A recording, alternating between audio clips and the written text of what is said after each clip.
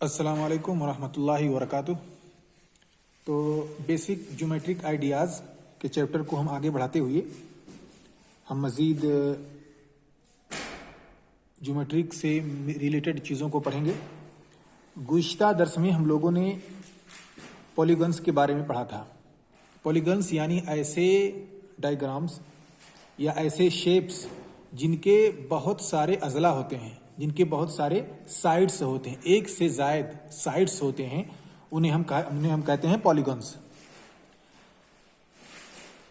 अब पॉलीगन से मुताल्लिक चीज़ों को भी हमने पढ़ा कि पॉलीगन्स ये होता है जो कम से कम दो शुरूत को पूरा करता हो। दो शर्तों का जो भी डायग्राम या जो भी ग्राफ दो शर्तों को पूरा करता है उसे हम पॉलीगन्स कहते हैं। पहली शर्त यह है कि वो जो है वो लाइन सेगमेंट से मिलकर के बना हो, यानी उसके जो साइड्स हों वो लाइन सेगमेंट्स हों, सीधी लकीर हो, टेढ़ी मेढ़ी कर्व लकीर ना हो बल्कि सीधी लकीर हो।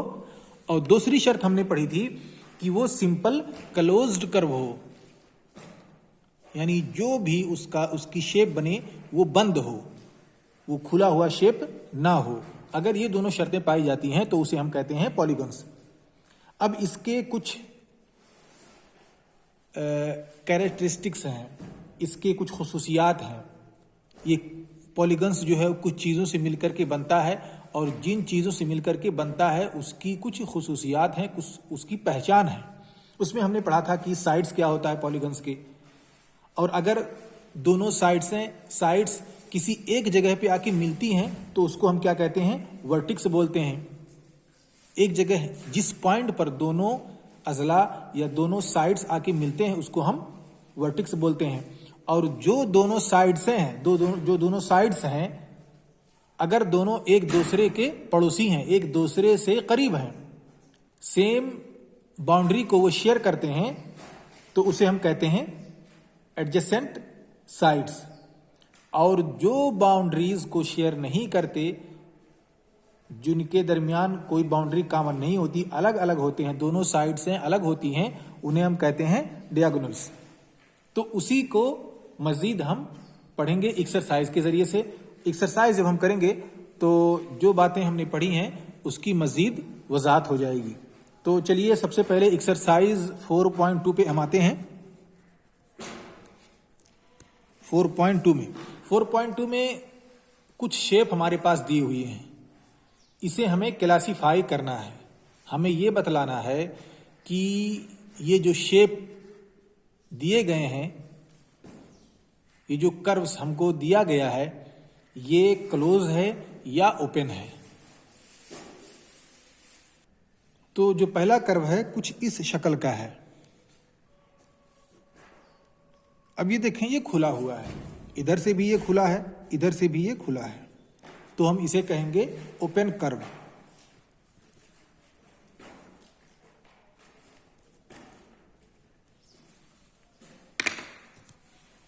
तो हम इसे क्या बोलेंगे, ओपन कर्व। दूसरा शेप हमारे पास कुछ इस तरह का है, ये ए है, और बी का जो शेप हमारे पास है कुछ इस तरह से बना हुआ है। आप किताब में देख लीजिए।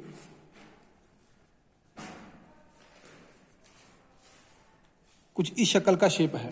अब ये शेप देखिए कहीं से भी खुला हुआ नहीं, अंदर का देखिए सारे के सारे रास्ते इसके बंद हैं, कहीं पे खुला हुआ नहीं है। तो जो खुला हुआ ना हो उसे हम क्या कहते हैं, क्लोज्ड। क्लोज का मतलब होता है बंद। तो ये क्लोज्ड शेप है या क्लोज्ड कर्व है। तीसरा हमारे पास है कुछ इस शक्ल का, ऐसे। अब यहां पे देखें, ये यहां पे खुला हुआ है, ये ओपन है, खुला हुआ, इसलिए हम इसको क्या कहेंगे, ओपन कर्व। तीसरा हमारे पास इस शक्ल का है, ये बंद है, चारों तरफ से ये मुसल्लत जो हमारे पास है ये देखें बंद है। ऐसे ही एक डब्बे की शक्ल का है,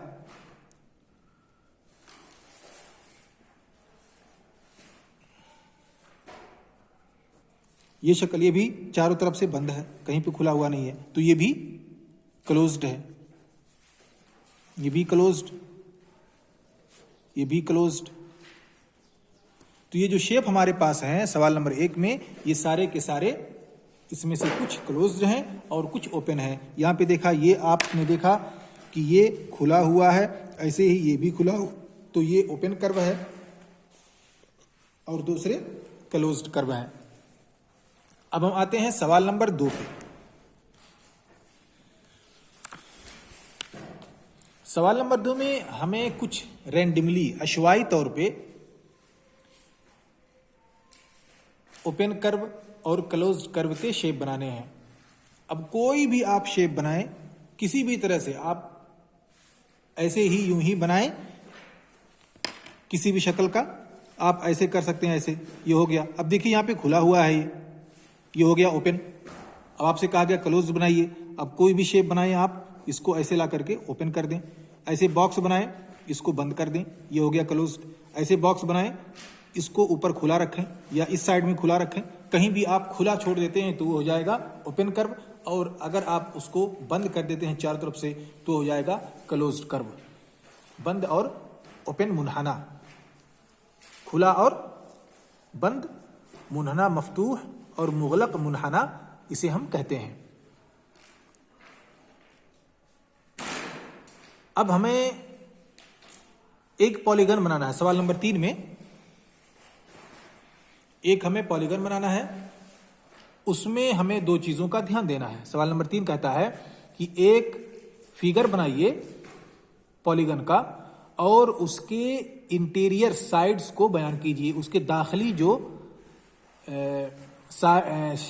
शेड हैं, उसके दाखिली जो शेप आ रहे हैं, उसकी दाखिली जो चीजें हैं, उसे आप बयान कीजिए, ये क्या क्या है। तो हम एक शेप बनाते हैं, एक पॉलीगन बनाते हैं और फिर उसके अंदरूनी हिस्से को कलर कर देते हैं। हम कलर तो कर सकते हैं, लेकिन हमें यह भी जानना जरूरी है कि उसके अंदरूनी जो हिस्से हैं, उसके जो आसपास में पार्ट्स हैं, उसे हम क्या कहते हैं, इसे भी हम साथ में समझ लेंगे। तो कोई भी शेप आप बना सकते हैं, इस शक्ल का बना सकते हैं, आप इस शक्ल का बना सकते हैं, ऐसे ही आप इस शक्ल का बना सकते हैं।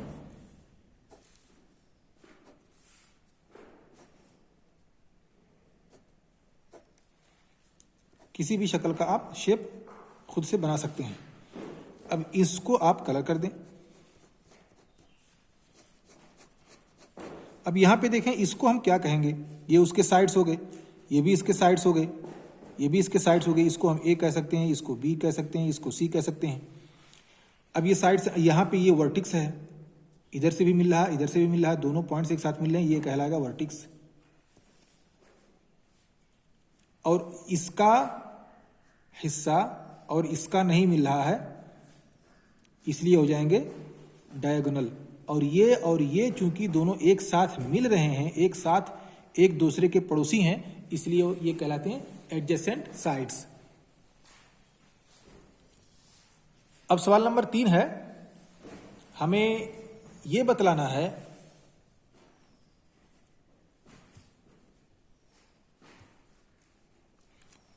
सवाल नंबर 4 में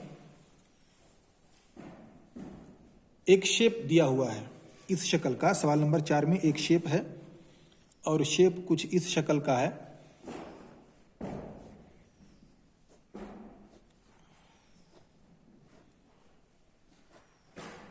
ऐसे ही अब इस शक्ल का ये शेप दिया हुआ है। अब इसमें हमें बताना है कि ये क्या है, क्या यह कर्व है, एक मुनहना है, और क्या यह क्लोज्ड है या ओपन है। तो बिल्कुल हम इसे कह सकते हैं, हाँ यह एक मुनहना है, एक कर्व है,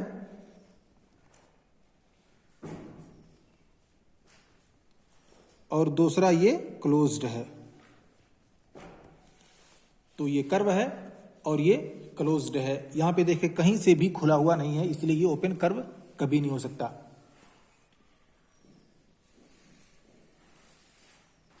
अब हम आते हैं सवाल नंबर 5 पे। सवाल नंबर 5 कहता है कि आप एक ऐसा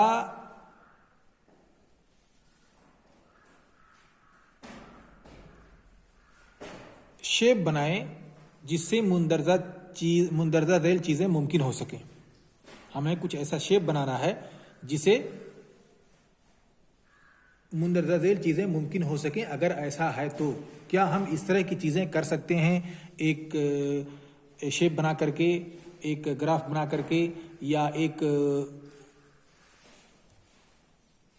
पॉलीगन बना करके?